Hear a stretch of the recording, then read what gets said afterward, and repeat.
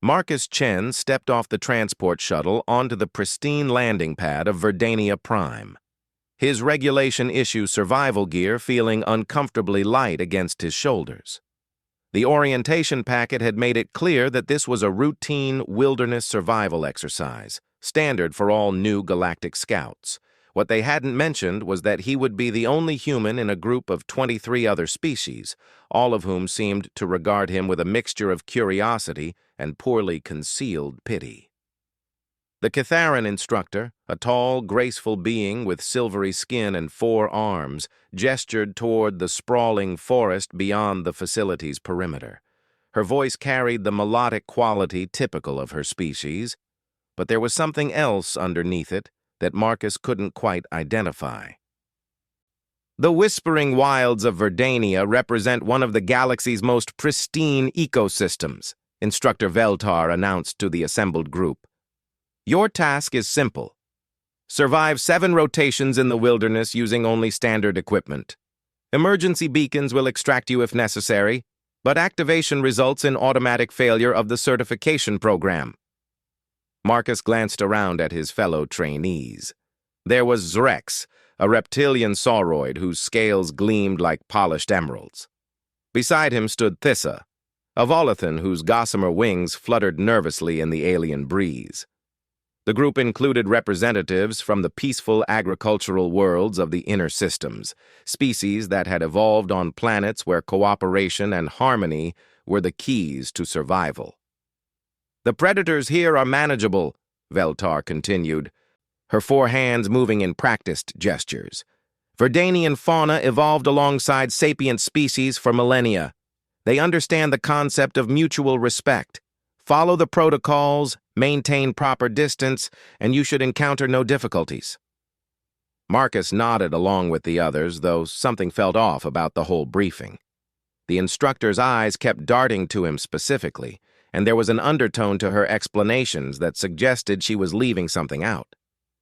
When she distributed the survival packs, she hesitated before handing him his gear. Human, she said quietly, using his species designation rather than his name. Perhaps you would benefit from additional preparation time. The medical facility has excellent simulation chambers that could— I'm ready, Marcus interrupted politely but firmly. He had spent months preparing for this certification. Earth's harsh environments had taught him skills that few other worlds could match, and he wasn't about to back down now. Veltar's expression was unreadable, but she handed him the pack. Very well. Remember, the wildlife here operates on instinct and territorial behavior. Avoid aggressive movements, maintain respectful distance, and project calm energy.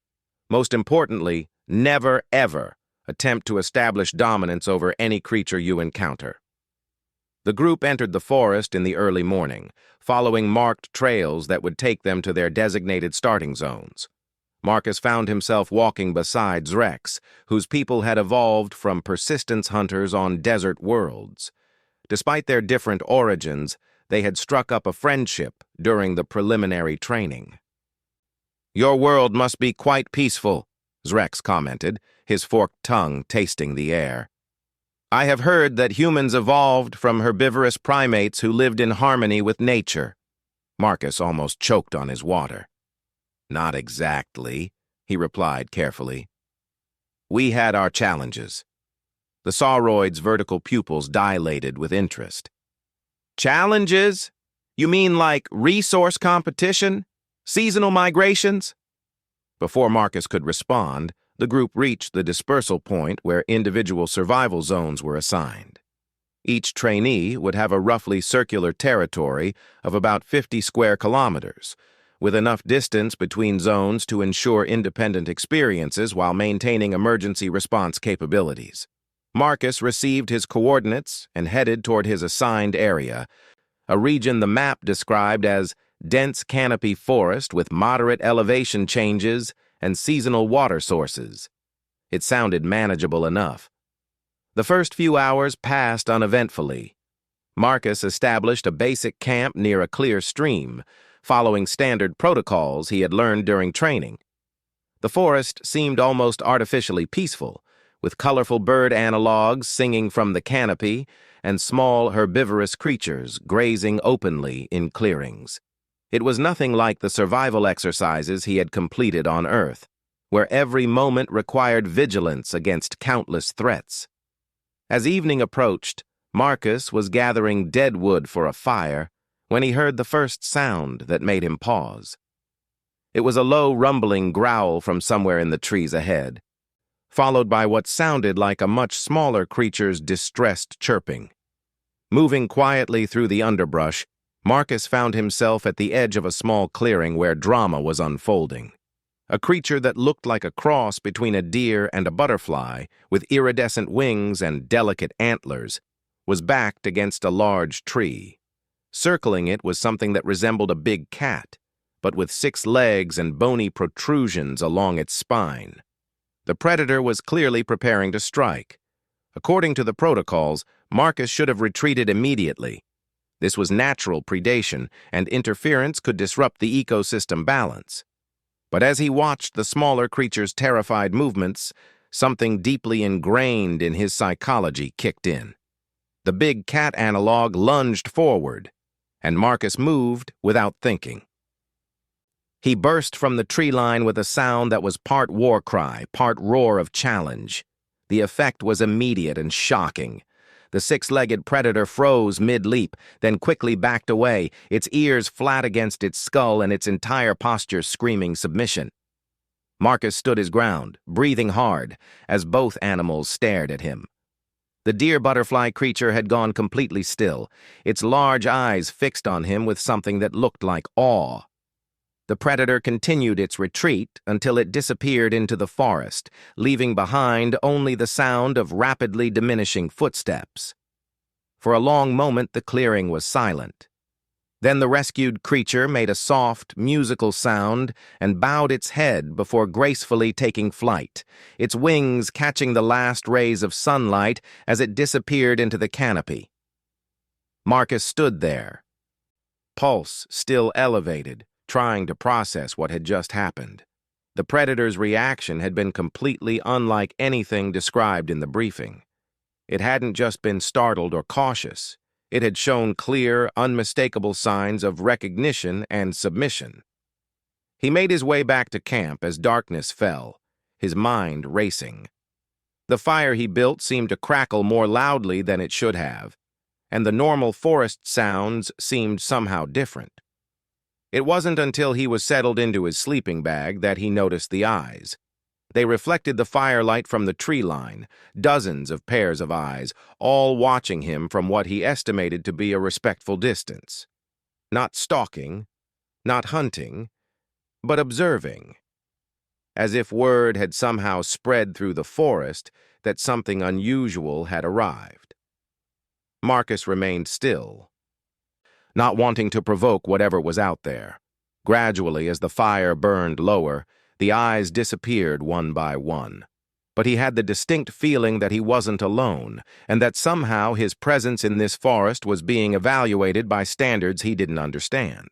Sleep came fitfully, interrupted by dreams of running through endless wilderness, while unseen watchers tracked his every movement. When he woke before dawn, the fire was still smoldering, but arranged around it in a perfect circle were offerings. Pieces of exotic fruit, colorful stones, and delicate flowers he didn't recognize. Marcus sat up slowly, looking around the empty clearing.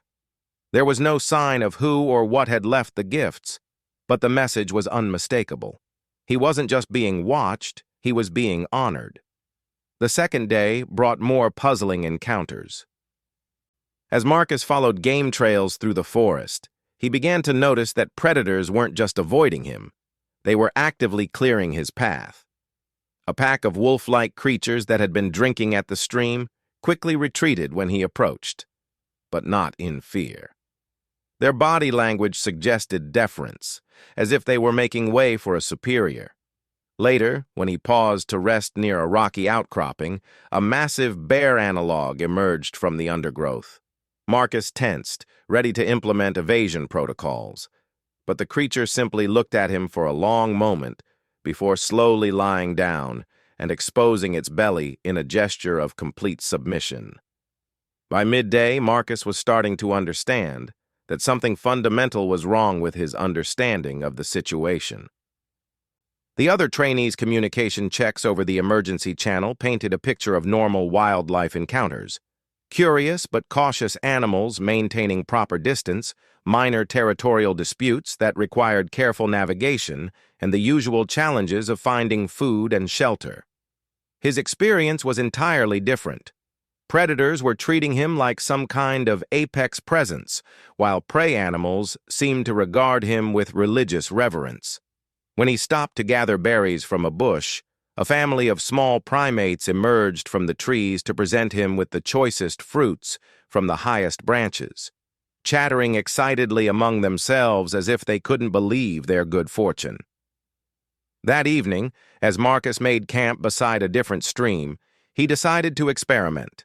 Instead of building a normal fire, he arranged the wood in a more complex pattern and used techniques his grandfather had taught him from humanity's ancient past. The flame that resulted burned differently, more intensely, with unusual colors that seemed to dance in patterns. The response was immediate. From throughout the forest came a symphony of sounds, howls, calls, and songs that seemed to echo and respond to each other in a vast, natural chorus. It wasn't random noise. It was organized, purposeful communication spreading through the ecosystem like ripples across a pond. Marcus realized that news of his presence was being shared across vast distances, discussed and analyzed by minds he was only beginning to suspect existed in this supposedly primitive wilderness. The forest wasn't just alive. It was intelligent, interconnected, and aware. As night fell, the visitors came. They approached slowly, respectfully, maintaining what seemed to be ceremonial distances. First came the largest of the six-legged cats, moving with liquid grace until it was just outside the fire's glow.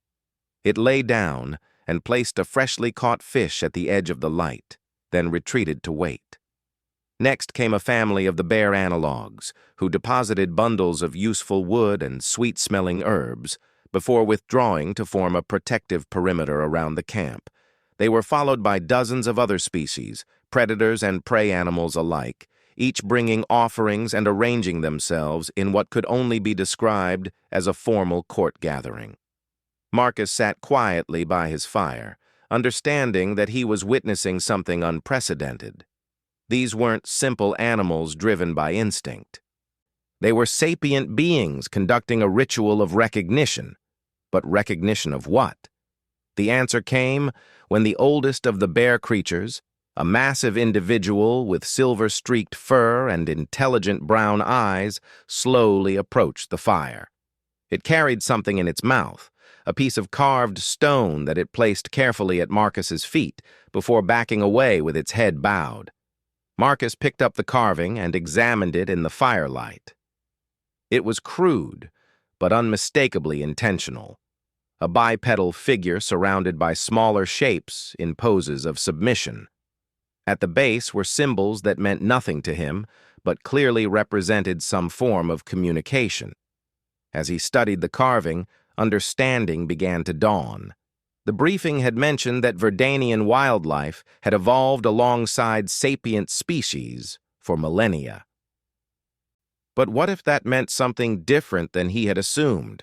What if the wildlife were the original sapient species of this world? And what if they recognized something in humans that the galactic community had forgotten or never understood? The night passed in surreal tranquility. Marcus slept surrounded by a living honor guard of predators who had pledged themselves to his protection. When he woke, the assembled creatures began to disperse, but not before each species performed what could only be described as a farewell ceremony, brief rituals of respect before melting back into the forest. As the third day began, Marcus realized that his survival exercise had become something entirely different. He wasn't just passing a test. He was participating in a recognition ceremony that reached back to the deepest evolutionary memories of every creature in this forest. The question that haunted him as he broke camp was simple. What did they see in him that he couldn't see in himself?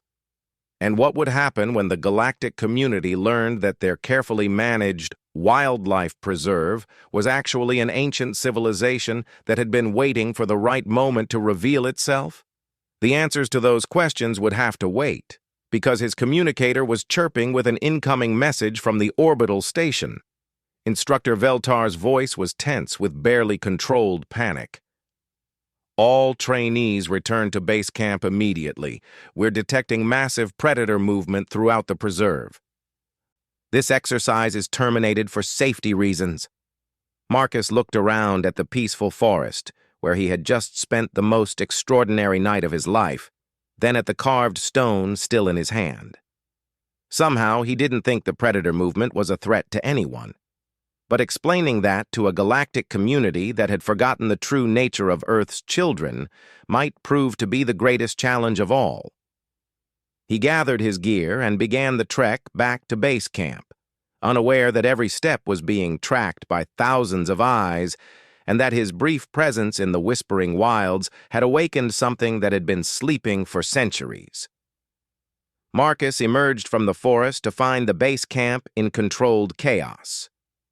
Emergency vehicles hummed with activity, while technicians monitored displays showing heat signatures moving throughout the preserve. Instructor Veltar stood at the center of it all, her 4 arms gesturing rapidly as she coordinated with orbital command through a holographic interface. The other trainees had already returned and were clustered near the medical pavilion, their expressions ranging from confused to frightened.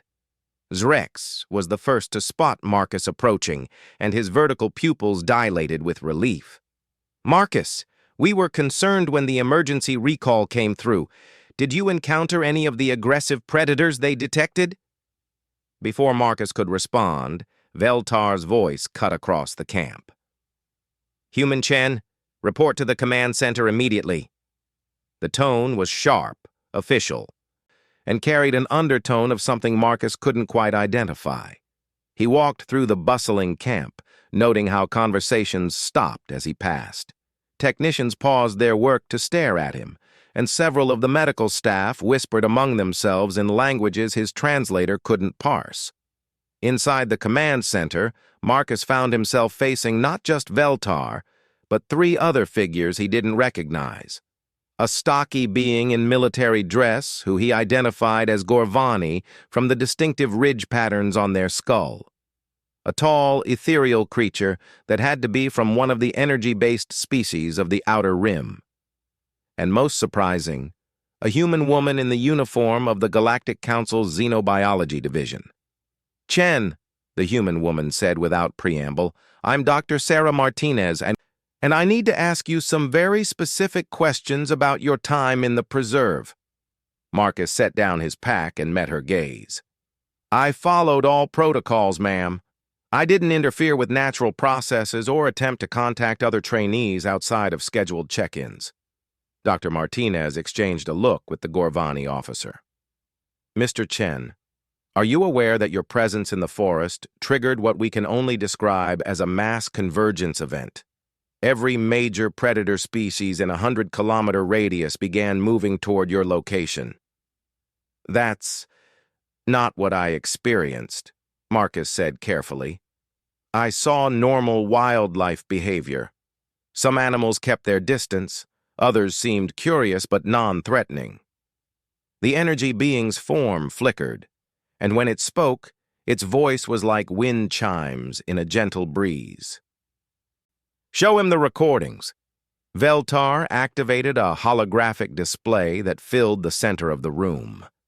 Marcus watched in amazement as satellite footage showed the forest from above, with heat signatures moving in obvious patterns. What looked like thousands of animals were indeed converging on his location, but their movement was orderly, purposeful, almost ceremonial. "This began approximately 6 hours after you entered your assigned zone," Dr. Martinez explained. "At first, we thought it might be seasonal migration, but the pattern was too focused, too deliberate. Then our ground sensors detected this." The display changed to show audio waveforms. complex patterns of sound that pulsed and evolved over time. "This is communication," the Gorvani officer stated flatly. "Organized, structured, intelligent communication spreading across the entire preserve. The only time we've seen patterns like this is during emergency responses by spacefaring civilizations." Marcus stared at the waveforms, remembering the symphony of sounds he had heard around his campfire. "Sir, with respect, you're suggesting that the wildlife on Verdania is actually sapient," Dr. Martinez finished. "Not just sapient, but technologically sophisticated in ways we've never recognized. And somehow, they were responding to you specifically." The room fell silent except for the hum of the monitoring equipment. Marcus looked around at the faces watching him, some concerned, some calculating, and in the case of Veltar, something that looked almost like fear. "Dr. Martinez," he said slowly, "I think you're operating under some incorrect assumptions about human evolutionary history." The silence that followed was deafening. The energy being's form pulsed brighter, and even Veltar's usually graceful movements stilled completely. "Explain," the Gorvani officer commanded. Marcus took a breath, realizing he was about to shatter several comfortable illusions that the galactic community had built about humanity. "The briefing materials describe humans as evolved from peaceful herbivorous primates who lived in harmony with nature. That's not accurate." Dr. Martinez leaned forward. "Mr. Chen, those records come directly from Earth's official submissions to the Galactic Council. Are you suggesting your own government falsified first contact documentation?" "Not falsified," Marcus said carefully. "Selective. Earth presented the version of human history that would make us seem like suitable candidates for galactic citizenship. We emphasized our agricultural development, our art, our philosophy. We didn't mention certain other aspects of our evolution." "What other aspects?" Veltar asked, and her voice was barely above a whisper. Marcus looked around the room again, noting the positions of each being, the exits, the potential weapons. It was an automatic assessment that every human made without thinking. A legacy of millions of years of evolution on a planet that had tried to kill their species every single day. "Earth isn't just a world with challenging environments," he said quietly. "Earth is what xenobiologists classify as a Class 12 death world. We didn't just evolve alongside dangerous predators, we became the apex predator of an entire planet by the age of stone tools." The energy being's form flickered rapidly. "Impossible. No Class 12 world has ever produced a spacefaring civilization. The environmental pressures are too intense for the development of cooperative behavior necessary for—" "We cooperated by becoming the most effective pack hunters in the galaxy," Marcus interrupted. "We developed agriculture by first learning to track and kill everything that threatened our crops.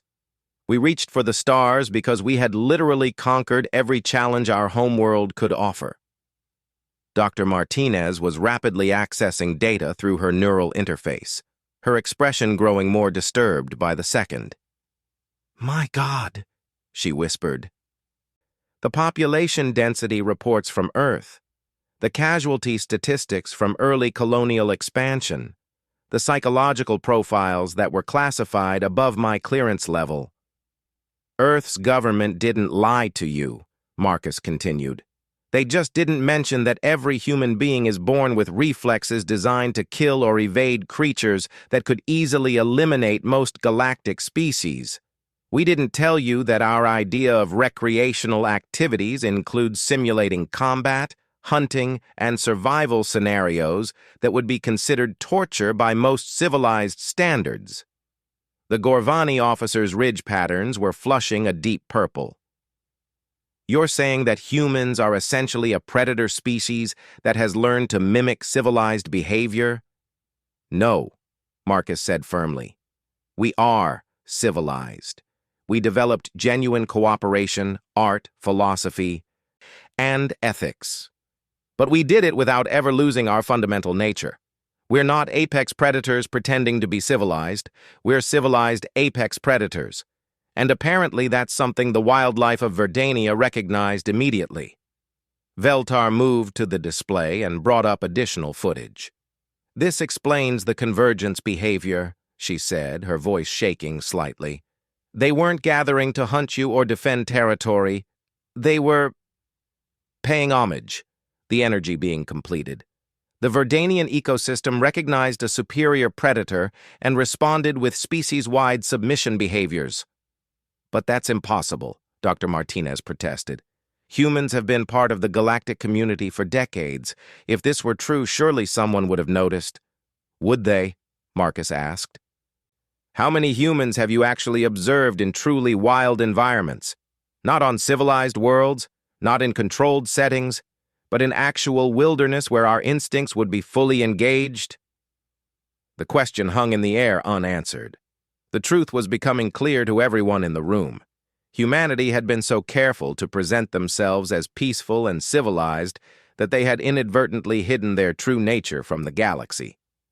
The other trainees, Veltar said suddenly, they need to be informed that their understanding of human psychology is completely incorrect. Absolutely not, the Gorvani officer snapped. This information cannot leave this room. Do you understand the implications? If the galactic community learns that we've admitted a species of apex predators into civilized space, they'll panic, Dr. Martinez finished. Species that evolved on peaceful worlds will see us as an existential threat.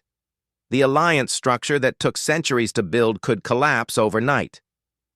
Marcus felt a cold anger building in his chest, recognizing it as the same emotion his ancestors had felt when backed into corners by hostile forces.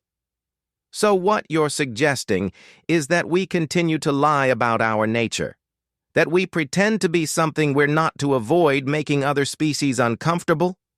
What we're suggesting, the energy being said carefully, is that we need time to process this information and determine the best path forward. In the meantime, this incident on Verdania will be classified as a natural phenomenon until we can understand its full implications. The meeting continued for another hour, with increasingly detailed questions about human psychology, Earth's environmental conditions, and the potential for similar recognition events on other worlds. Marcus answered honestly, but he could see the fear growing in the eyes of everyone present. When he was finally dismissed, Marcus found the other trainees waiting anxiously near the dormitory units. They clustered around him immediately, their questions tumbling over each other. The instructors won't tell us what happened, Thissa said, her gossamer wings fluttering with agitation. They just keep saying there was unusual predator behavior. Was anyone hurt? Asked Kel, a gentle amphibious being from the water worlds. The emergency teams seemed very worried. Marcus looked at their concerned faces and realized he was facing the same choice that Earth's government had made decades earlier. Tell the truth and potentially destroy relationships built on mutual understanding, or maintain comfortable illusions to preserve peace. Everyone's safe, he said carefully. There was some unusual animal behavior, but no one was in danger. Zrek studied him with those intelligent vertical pupils. You encountered something significant out there, didn't you? Something that changed your understanding of this place? For a moment, Marcus considered telling them everything. These beings had become his friends over weeks of training. They deserved honesty. But as he looked at Kel's delicate amphibious features, at Thysa's ethereal beauty, at the trusting expressions of species that had never known what it meant to fight for survival, he understood the terrible responsibility that had been placed on his species. I learned that nature is more complex than we often realize, he said finally, and that sometimes the most important lessons come from accepting that we don't understand everything about ourselves. It was the truth, even if it wasn't the complete truth. Later that evening, as the other trainees settled into sleep, Marcus stood outside the dormitory looking up at the stars. The whispering wilds stretched out behind him, and he could feel the weight of thousands of eyes watching from the darkness. The creatures of Verdania knew exactly what he was, and they had responded with recognition and respect. The question that haunted him now was whether the galactic community would ever be ready for that same truth, and what would happen if they discovered it by accident, when humanity was no longer able to control the narrative. Dr. Martinez approached him in the darkness, her footsteps carefully audible so as not to startle him. Marcus noted that she was learning to modify her behavior around him already. "Tomorrow you'll be returning to Earth for debriefing," she said without preamble. "The official record will show that you completed the survival exercise successfully, but that the program was terminated due to equipment malfunctions." Marcus nodded. "And the truth?" "The truth is being discussed by people much more important than either of us," she replied. "But Chen, when you get back to Earth, I want you to think carefully about what it means to be civilized. Because if you're right about human nature, then your species has accomplished something that shouldn't be possible." "Which is?" Dr. Martinez was quiet for a long moment, staring out at the forest where thousands of predators had gathered to honor a single human being. "You've managed to become genuine pacifists without losing your capacity for violence. You've built a civilization based on cooperation while maintaining the individual strength to survive anything the universe could throw at you. And most importantly, you've somehow learned to love and protect species that your instincts should classify as prey." She turned to look at him directly. "If that's not a miracle worth protecting, I don't know what is." Marcus watched her walk back toward the command center, leaving him alone under the alien stars. From the forest came the sound of night birds calling to each other in patterns that seemed almost like language. In the morning, he would return to Earth and face questions he wasn't sure he knew how to answer. But tonight, he stood at the edge of a wilderness that had recognized him for exactly what he was. And for the first time in his life, he began to understand the true weight of being human in a galaxy that had never known the necessity of fangs. 6 months after the Verdania incident, Marcus Chen found himself sitting in a secure conference room deep beneath the Earth Defense Command headquarters, facing a panel of officials who represented every aspect of human galactic policy. The carved stone from his encounter with the Verdanian creatures sat on the table between them, its primitive symbols somehow more meaningful now than any sophisticated technology. Admiral Rebecca Torres, the highest-ranking military official present, spoke first. "Mr. Chen, your debriefing report has created what we can only describe as an existential crisis for Earth's position in the galactic community. We need to understand exactly what you think happened on Verdania." Marcus had spent months thinking about that question, reviewing not just his own experiences, but diving deep into classified archives that had been opened to him after the incident. What he had discovered had changed his understanding of not just humanity's place in the galaxy, but their responsibility to it. "Admiral, I believe we encountered the first true test of whether humanity can be trusted with the knowledge of what we really are," Marcus replied. "The Verdanian ecosystem didn't just recognize me as a predator, it recognized me as a predator that had chosen not to be what evolution designed me to be." Dr. Elena Vasquez, Earth's leading xenobiologist, leaned forward. "Explain that distinction." Marcus gestured to the carved stone. "Every analysis we've conducted confirms that Verdanian wildlife is not just sapient, but represents one of the oldest continuous civilizations in this galaxy. They've been observing galactic species for thousands of years, learning to recognize the fundamental nature of each one." "And what did they see in you?" asked Director James Park from the Diplomatic Corps. "They saw a human being doing something that should be impossible according to every model of evolutionary psychology," Marcus said. "I was a creature designed by millions of years of Deathworld evolution to be an apex predator. But I was using that strength to protect rather than hunt, to preserve rather than dominate." Admiral Torres activated a holographic display showing recent intelligence reports. Since Verdania, we've been conducting discrete investigations into human behavior in wilderness environments across the galaxy. The results are consistent. Every time a human enters a truly wild ecosystem, the local predators respond with submission behaviors.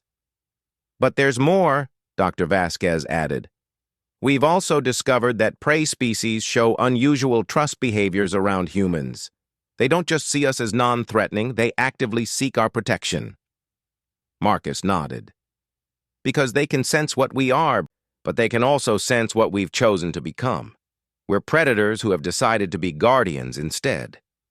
Director Park pulled up another set of files. This creates a diplomatic problem that goes far beyond anything we've faced before. 3 weeks ago, the Catharan Council formally requested that Earth provide nature specialists for wilderness preserves on 17 different worlds. They didn't use the word, but they are essentially asking us to be park rangers for the galaxy. And the Volathan Collective has made similar requests for human advisors on predator management, Admiral Torres continued. They've somehow figured out that our presence dramatically reduces wildlife conflicts. Marcus wasn't surprised. Word had a way of spreading in the galactic community, even when officials tried to keep it contained. What they've figured out is that humans can communicate with predators in ways that other species can't, because we understand the language of strength and dominance. But unlike natural predators, we can choose to use that language to calm rather than challenge. Dr. Vasquez brought up biological data on her display. The physiological evidence supports this. Human stress hormones, body language, and even pheromone signatures trigger appeasement responses in predator species across multiple worlds. But more importantly, our protective instincts trigger trust responses in prey species. The question, Director Park said heavily, is whether we reveal this to the broader galactic community or continue to manage it quietly. Marcus had been dreading this moment. Director, with respect, I don't think we have a choice anymore. The Verdanian incident wasn't isolated. I've been in contact with other humans in wilderness programs, and similar recognition events are happening across the galaxy. Sooner or later, someone is going to put the pieces together. Admiral Torres sighed. 3 days ago, a human research team on Alteria Prime prevented a mass extinction event when a super predator species unexpectedly submitted to their authority and allowed them to relocate an entire herd of endangered creatures to safety. The local government is calling it a miracle, but they're asking very pointed questions about human capabilities. And yesterday, Dr. Vasquez added, a human diplomat on Nexar Station inadvertently ended a territorial dispute between two species by establishing herself as what they recognized as a superior authority figure. The negotiation took 15 minutes instead of the projected 15 months. Marcus felt the weight of galactic history settling on his shoulders. We're reaching a tipping point. Either we explain our nature honestly, or the galaxy is going to figure it out in ways that might cause panic. Director Park activated a secure communication link. Mr. Chen, I'd like you to speak with someone who's been following this situation very closely. The holographic display shimmered and resolved into the image of President Sarah Chen, no relation, despite the shared surname, speaking from the Oval Office. Marcus, the president said without preamble, I've been briefed on your experiences and the broader implications. I need to know your personal recommendation on how humanity should proceed.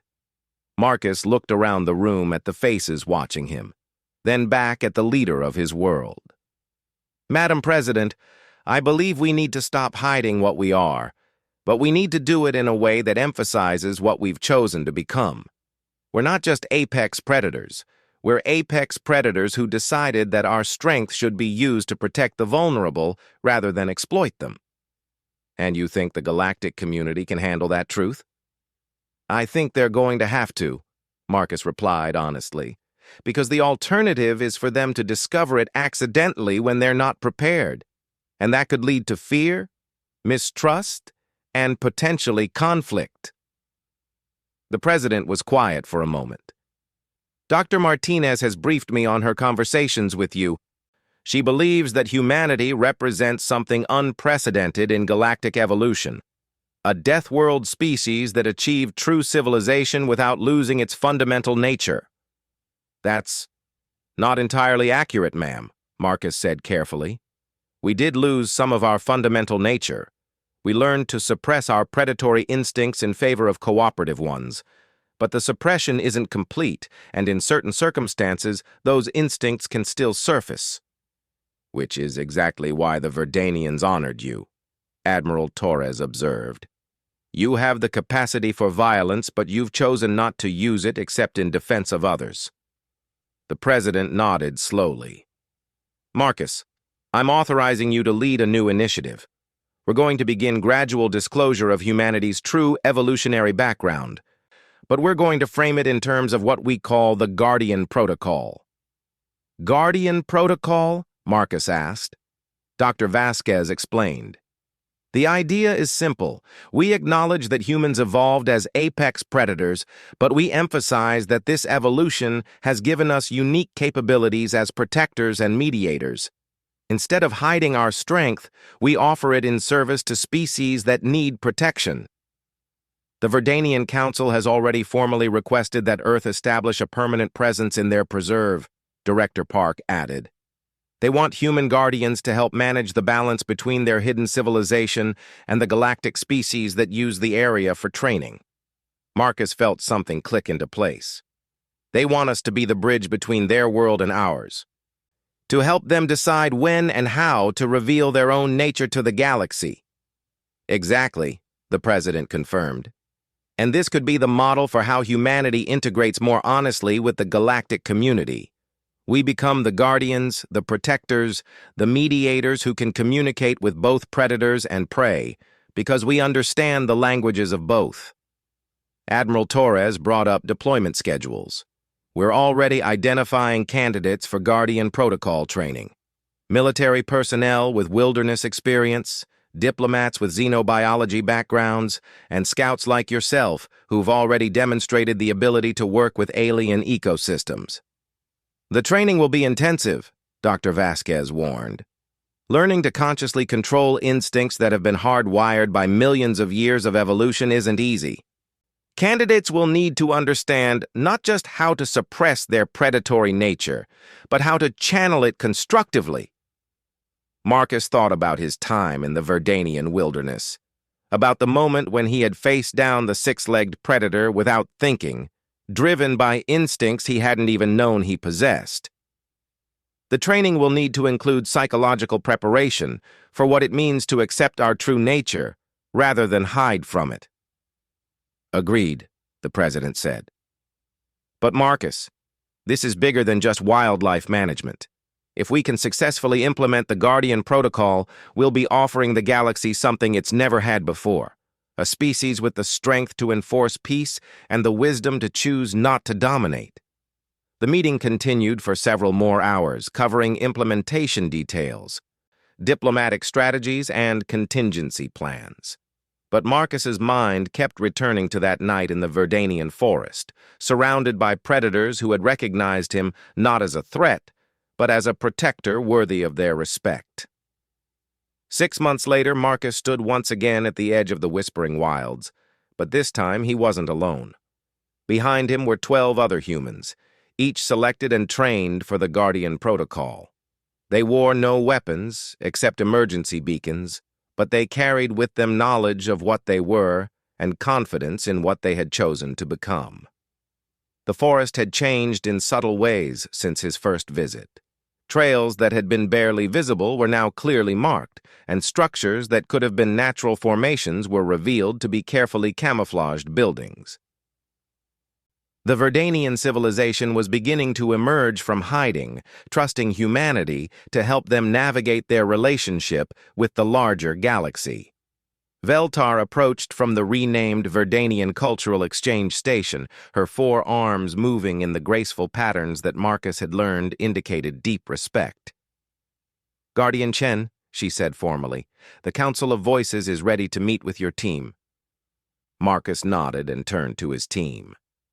"Remember, we're not here as conquerors or managers. We're here as bridges between worlds, translators between species that speak different languages of existence." As they entered the forest, Marcus could feel the familiar sensation of being watched and evaluated. But this time, the observation felt different, less like assessment and more like welcome. The predators of Verdania had learned that humans could be trusted with strength, and they were ready to share their own hidden nature with a galaxy that might finally be ready to understand that true civilization wasn't the absence of power, but the choice to use power in service of something greater than oneself. The carved stone from his first encounter now sat in a place of honor in the cultural exchange station. Its primitive symbols translated to read simply, "Here walks one who has remembered what it means to be strong for others." As Marcus led his team deeper into the forest, where ancient minds waited to share their wisdom with the galaxy, he understood that humanity's greatest contribution to the cosmic community wouldn't be their technology or their art, but their demonstration that evolution's most dangerous gifts could be transformed into its greatest blessings. The Guardian Protocol was more than a diplomatic initiative. It was proof that even apex predators could choose to become something better than what nature had designed them to be. And in a galaxy where most species had never faced the choice between strength and wisdom, that example might be the most important gift humanity could offer. Behind them, the stars of 1,000 worlds watched as two civilizations that had learned to be more than their nature intended began the work of teaching the galaxy that true power lay not in the capacity for destruction, but in the choice to protect and preserve instead.